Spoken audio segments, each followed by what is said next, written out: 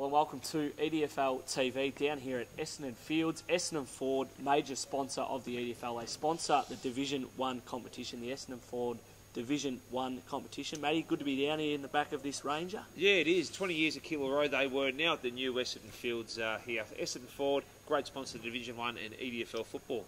Here in the showroom, a couple of good-looking Fords around here. Suit yourself, might get rid of the Dodge. Yeah, I might get rid of the latest Merc and go to Ford. So, yeah, that's some great cars here. All right, let's go through all the action from round one in EDFL football and what a round it was. Great to have 3 even competitions across the board. A couple of big results here and there, but on the whole, real even competition. Yeah, fantastic start. The build-up was great, Michael, for 6 months, and the results were fantastic. Premier Division started very, very nicely, except for one quarter, the Greenvale Park quarter, which we'll talk about later on. Across the board, great results for the Essendon District Footy League. All right, let's go through the Premier Division results. It was Aberfeldy, 60-point winners over Essendon due to Stars. Greenvale, 86 points over Oak Park. Keilor, 15 points over Avondale Heights in a shootout there at Keilor Recreation Reserve. Matty, you had the match of the day broadcast. Strathmore got up over Marvey by 32 points, and Airport West in their first game back in Premier Division, 22-point winners over Pascoe, and the boys are up and about at CQ Saturday night. Big Marcus Kenny, the biggest arms in the big business, kicked 7 to lead the boys to a memorable win after they didn't kick a goal in the first quarter. Yeah, I think Tydell went off, I think, late in the second quarter, and all of a sudden Kenny's arms just grew. He went into the break, and I think he kicked 6 out of 7 in the second half, and it just shows he can mix it in any division in local football, and he's going to be an absolute great forward to stop in 2013. Yeah, forced to be reckoned with Marcus Kenny up forward and Daniel Harris and Simon Hogan in the midfield. Airport West. Greenvale, their first quarter was unbelievable. They kicked 8-5, 53-0 against Oak Park. Yeah, look, that was going to be the toughest thing for Oak Park. Big initiation for a lot of their young guys who haven't played a lot of senior football before. And it's the toughest gig probably in local footy. Greenvale, with the depth they had. We saw some names in there twos. I think Bloomfield, Ben Hakim, who kicked the lazy 10 goals, 5, and Daniel Burns, the favourite son. They're all playing reserves football. Shows how strong the Greenvale Football Club is. Some big recruits who fitted along nicely there, and no Adam McPhee. Yeah, you look at Stephen Brewer, best on, and then you've got Eric Corrett and Trav Jorgensen. 3 pretty handy names there in the best for Greenvale. If you have a look at Avondale Heights, Paddy Rose kick 4, as we said, it was a shootout, but Keilor good enough to get over him in the end. Yeah, look, I mean, Keilor at home, they love that attacking game. They would have liked a high-scoring game, and Avondale probably got a much stronger forward line on paper than their back line. Their back line's some unsung heroes, but they've got quality in the forward line. Nathan Burns, Chris Johnson, Paddy Rose, and big Nicholas DiMartino was a premiership player, Coburg last year. So they've got a talented forward line. If they've just got to keep sides from scoring under 20 goals, and I think Keilor scored 21 goals, so it would have been a great spectacle to watch of EDFL football there. Let's go through the games for this round. Maribyrnong Park versus Oak Park at Marby. Yeah, I think look, probably 2 sides that are ranked and not play finals this year, but I think Marby at home, they were pretty good against Strathmore. I think 32 points at the end probably complimented Strathmore, but probably, in fairness, it was probably a 3 to 4 goal game with Marby's back kicking, but Marby for me.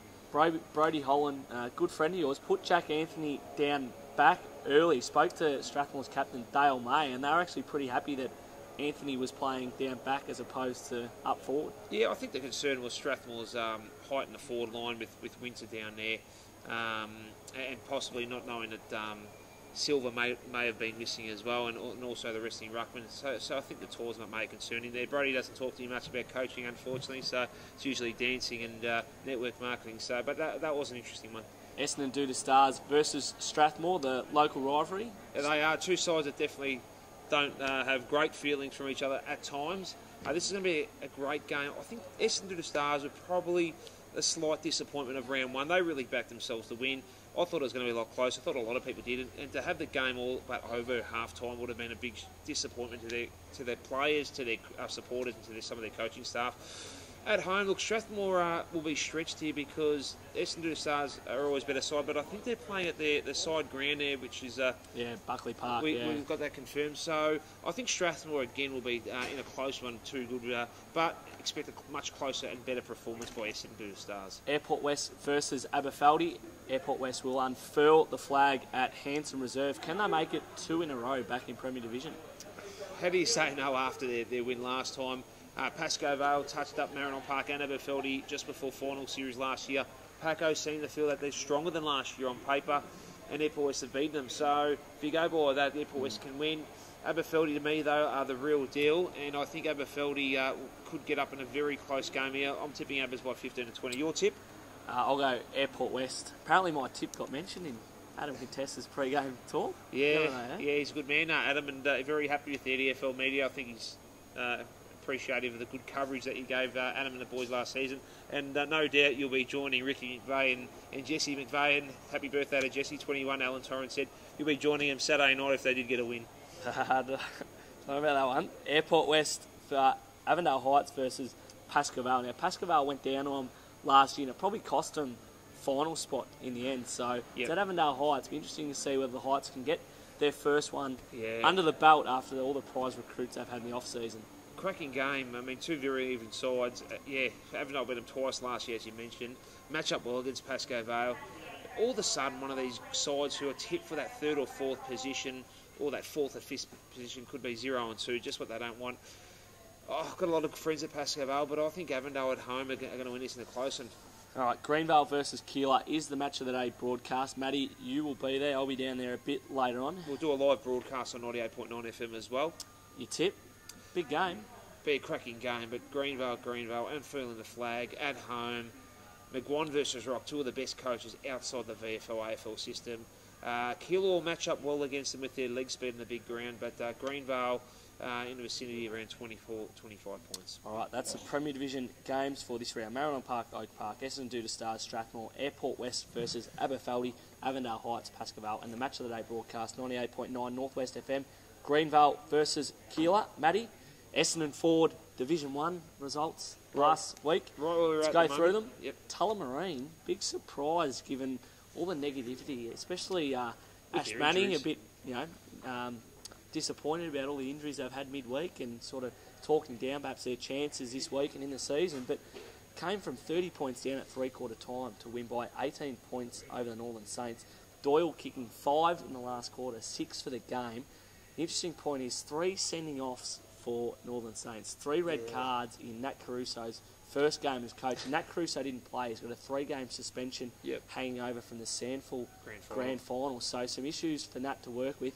And it's always been the case with Northern Saints. Their discipline's always been questioned. And it just goes to show you have 3 red cards, you're costing yourself a victory, as is evidenced by Tullamarine's big win. Yeah, ran all over him at the end, and a remarkable win against the odds.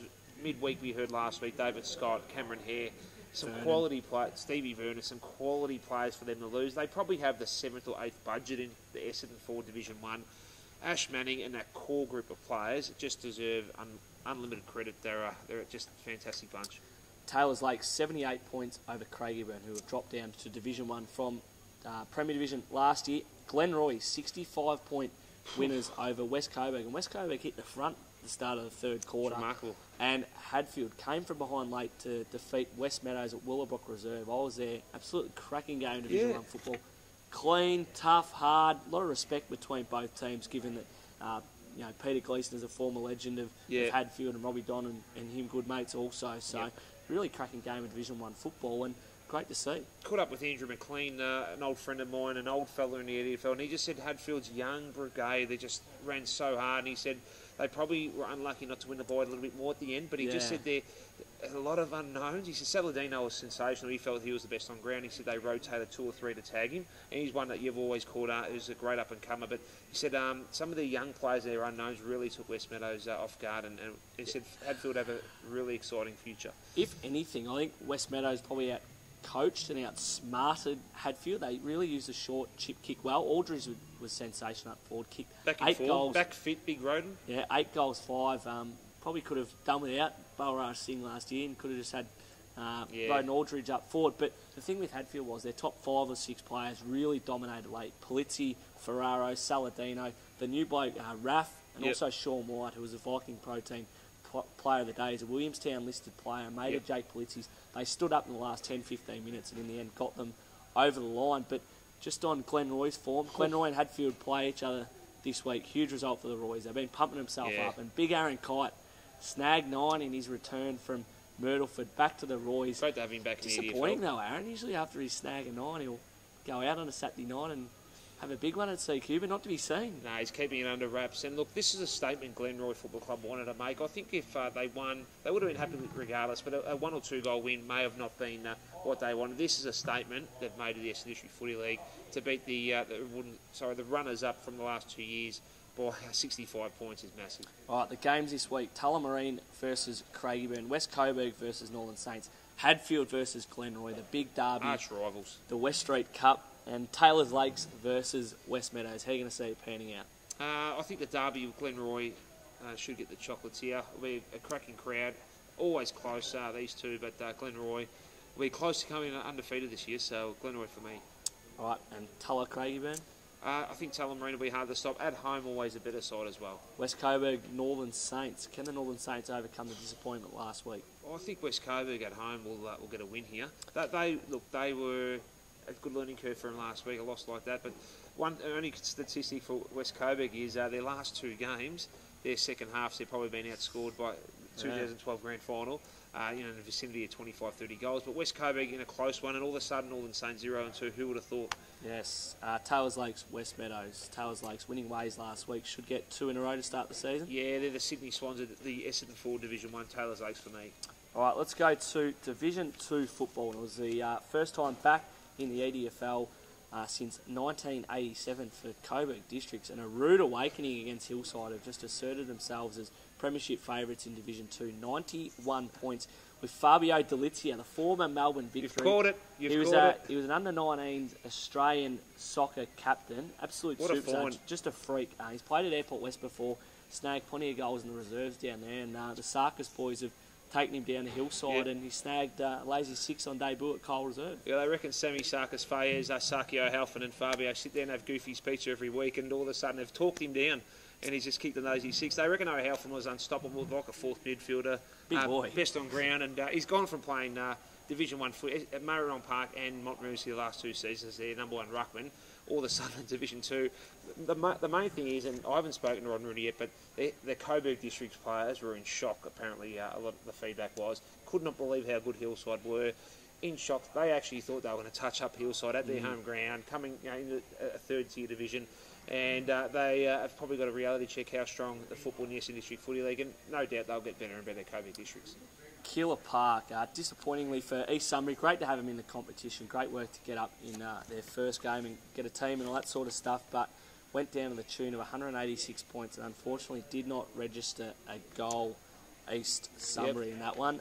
Moonee Valley got up by 107 points over Jacana, but the Jags led by 8 points at quarter time. You have to suggest it's the first time in a long time that Jacana have led at quarter time. So great signs for would have been a strong Matty win Sacco there. And the boys. And Mickey Tanner and John O'Brien, your favourite player, 5 goals each, dominating there up forward. And also Jake Thomas, I think, for Keilor Park. And Liam Johnson kicked 5 as well. As well, did he? Yeah, little fella. And Jake Thomas from Keilor Park, lazy nice. Some good goal kickers already in Division 2. And East Keilor got up over Roxburgh Park by 17 Very close points. Game, closer than we thought, which was a great game of footy. And very good signs for the Roxburgh Park Footy Club.